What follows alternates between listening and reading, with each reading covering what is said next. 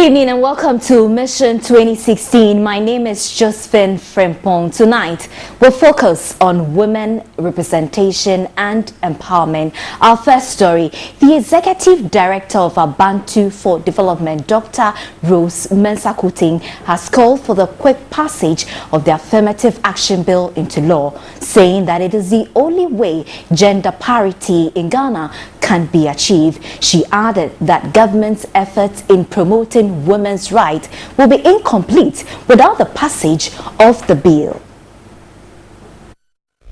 Affirmative action remains one of the dominant themes of development discourse, requiring that the views of all segments of society reflect in policy formulation and implementation. Women participation in platforms that shape policies remains low. Reports by the United Nations and Interparliamentary Union states that in August 2015 there were 37 countries in which women make up less than 10% of parliamentarians. In Ghana, women constitute at least 51% of the population. However, representation at all levels of governance is low. This is typified by the representation of women in Parliament. In 2004, the number of female MPs was 25. This figure declined to 20 in 2008. Currently, female representation in Parliament stands at 30 out of 275, representing 10.9% representation. Out of 41 ministerial positions, only 9 are occupied by women, representing 21.95% representation. The effective participation of women in politics is hindered by a myriad of challenges. Even though there is a process of change going on in terms of how we see leadership as a chance to serve, the notion of domination and control still lingers around. The moment a woman gains a position, a public position, which we think should belong to men rather than to a woman, we set ourselves up. We set ourselves up as judges. A gender advocacy group, Abantu for Development, says the passage of the Affirmative Action Bill is key to promoting women participation.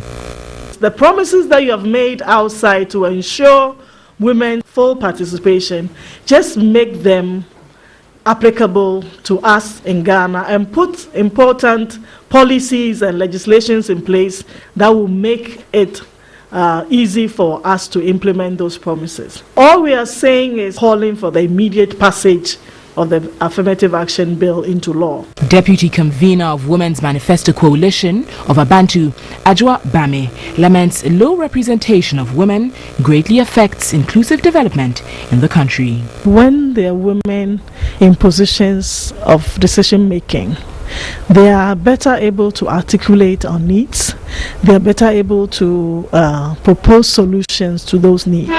So if we have decisions that are being taken for us as women or us as a society by only men, then it's only the male views that are likely to be addressed.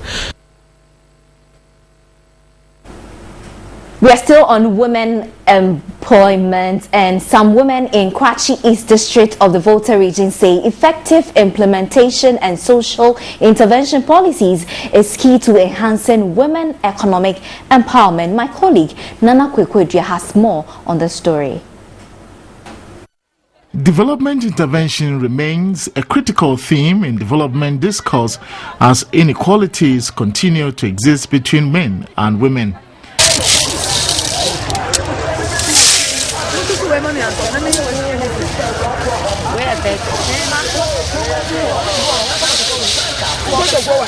The United Nations estimate women perform 2/3 of the world's work, but earn only 1/10 of the world's income and own less than 1/100th of the world's property.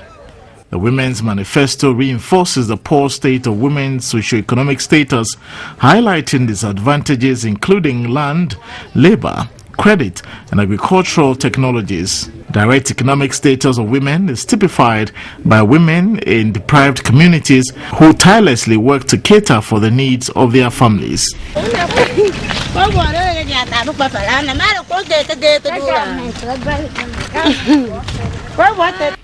Women in deprived communities believe the effective implementation of social protection policies can significantly reduce poverty and empower women.